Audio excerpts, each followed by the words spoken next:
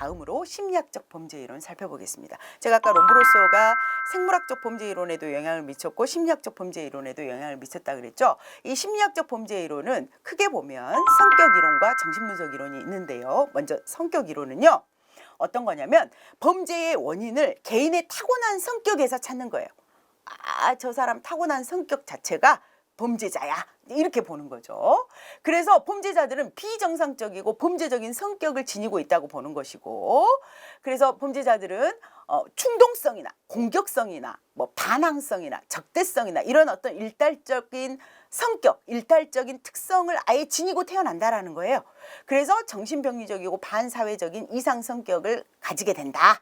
이렇게 설명하는 것이 성격 이론입니다. 그래서 성격 이론을 주장하는 학자들은 경험적 검증을 통해서 성격 검사를 하려고 했어요. 이제 경험적 검증을 해야 되잖아요. 이론의 정당성을 확보하기 위해서는. 그래서 성격 검사를 위한 성격 목록이라든가 심리 목록을 고안하기도 했습니다. 하지만 이런 노력에도 불구하고 이 연구 결과들을 봤더니 성격 형성과 일탈 행동 간의 인과관계를 일관되게 보여주지 못했어요. 더욱이 일탈적이고 범죄적인 성격이 선천적인 것인지 아니면 후천적으로 사회문화적 환경 속에서 학습된 것인지에 대해서도 분명히 밝히지 못하는 그러한 한계가 있습니다. 다음으로 정신분석 이론 봐볼까요? 정신분석 이론은, 자, 정신분석 이론가 하면 누가 떠오르시죠? 네, 맞습니다. 프로이트가 떠오르시죠. 그래서 정신분석 이론은 프로이트의 정신분석학에 기초한 이론이고요. 개인의 심리나 성격이 욕구의 억제와 조절이 이루어지는 사회적 환경이나 인간관계에 따라서 다양하게 형성될 수 있다고 봅니다. 그래서 앞서서 우리가 공부했던 성격 이론에 비해서는 개인의 심리나 성격이 다양하게 형성될 수 있다. 뭐에 영향을 받아서? 사회적 환경이나 인간관계에 영향을 받아서 라는 점을 봤다라는 측면에서는 진일보한 면이 있지요. 근데 그럼에도 불구하고 프로이트는 일탈 행동이나 범죄가 어린 시절에 정서적 발달 과정에서 주로 형성이 된다. 이렇게 봅니다. 그래서 뭐 예컨대 가정 환경에 문제가 있다. 그러니까 예를 들면 뭐 한부모 가정이랄지 이런 어떤 소위 우리가 부모 자녀로 구성되어 있는 정상적인 가족 구조가 아닌 그런 가족 구조 안에서 성장을 했다거나 아니면 어렸을 때부터 뭐 부모의 학대라든가 뭐 이런 어떤 심리적 또는 물리적 폭력을 경험하면서 자랐다라거나 이러한 상황 속에서 뭐가 된다? 범죄자가 된다. 이렇게 설명을 하는 것이죠. 그래서 프로이트는 정신적 심리적 장애나 비정상성이 이 금방 이야기한 어린 시절에 어떤 발달 과정에서 주로 가정 환경 안에서 형성이 되고 그것 때문에 일탈 행동이나 범죄가 발생한다. 이제 이렇게 설명을 하는 것이죠. 그래서 프로이트는 이제 이렇게 본 거예요.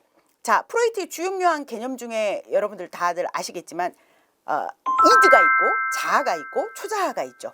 이드는 주로 충동성이 강한, 그러니까 우리가 주로 쾌락을 추구하고 본능에 더 가까운 어떤 그런 성향이다라고 보시면 되고, 그 다음에 초자아는 사회 질서나 법 정의라고 보시면 돼요. 우리가 흔히 사회학에서 이야기하는 사회 구조라고 보시면 돼요. 근데 이 이드 개인은 이드와 자아와 초자아 안에서 자아가 개인인 거예요. 우리 모두는 자아를 가지고 있죠. 자아를. 그래서 이 자아가 금방 이야기한 쾌락을 추구하고자 하고 본능적인 삶을 살고자 하는 이 이드와 그 다음에 사회 질서, 정의, 법, 규범이라고 하는 초자아 있죠. 이 초자아 사이에서 자아라고 하는 것이 끊임없이 뭐를 하냐면 갈등을 해요. 갈등을 하고 그 안에서 선택을 한다라는 것이죠. 그런데 이 갈등을 하고 선택을 하는데 선택을 할 때 어쩌냐면 이드에 더 충실해 버릴 경우에 뭐가 발생한다? 범죄가 발생한다. 일탈 행동이나 범죄가 발생한다. 그러니까 자아가 초자아에 더 충실하게 되면 사회 질서, 법, 정의 뭐 이런 것들에 더 충실하게 되면 일탈 행동이나 범죄를 저지르지 않는데 이드, 쾌락, 본능 추구 여기에 더 충실하게 되면 일탈행위나 범죄를 저지르게 된다. 이렇게 개인의 자아에 대해서 설명을 하는 것이죠. 그래서 이러한 프로이트의 정신분석학을 계승하는 심리학적 범죄 이론들은 주로 부모 없이 자랐다거나 또는 부모하고의 관계에서 제가 아까 말씀드렸던 것처럼 비정상적인 관계 속에서 자랐다거나 뭐 폭력 상황에 노출되어 있었다거나 하는 것처럼, 또는 애정 결핍 상태에서 자랐다거나 부모의 사랑을 충분히 받지 못하거나, 또는 부모의 사랑으로부터 배제되어서 무관심 속에서 자랐다거나, 이런 과정에서 잘못된 성격이 형성이 되고, 그렇게 되다 보면 어른들의 권위에 도전하게 되고, 그 다음에 사회에도 도전하게 되면서 반사회적 행동, 정서 이런 것들을 갖도록, 또 그러한 행동을 하도록 만든다는 점을 강조하고 있습니다. 그래서 정신분석 이론은 앞서서 이야기했던 성격 이론에 비해서 어찌됐건 사회 환경이나 인간관계에 따라서 성격이 다양하게 형성될 수 있다라고는 보았지만, 결국은 그 성격이 어디 안에서 형성된다? 개인이 어렸을 때 자아가 형성되는 과정에서, 그 과정에서 금방 이야기한 것처럼 가정 환경에 여러 가지 문제점이 있으면 그 사람이 소위 반사회적인 행동을 하게끔 된다. 이런 식으로 설명을 했다라는 것이죠. 그래서 프로이트가 말한 이 사회적 환경은 결국은 개인의 가정 환경이지 사회 구조의 문제까지 바라보지는 않았다라는 거 기억해 두십시오. 그래서 정신분석 이론들은 금방 제가 설명드린 것처럼 일탈행동과 범죄의 발생 원인을 인간관계나 사회규범 등 후천적인 사회 환경을 통해 설명하려고 했다라는 점에서 제가 금방 설명드린 것처럼 생물학적 이론이나 성격 이론하고는 다릅니다. 하지만 주로 성적 욕구나, 아까 이 이드가 뭐라고요? 본능이나 쾌락을 추구한다고. 근데 이 본능이나 쾌락에서 프로이트가 엄청나게 강조했던 게 뭐냐면 성적 리비도였어요. 성적 본능, 성적 욕구, 이걸 강조를 했거든요. 그래서 여러분들 아시다시피 프로이트가 자아가 발달되는 과정을 설명을 할 때 제일 중요한 게 뭐예요? 오이디푸스 컴플렉스, 거세 컴플렉스잖아요.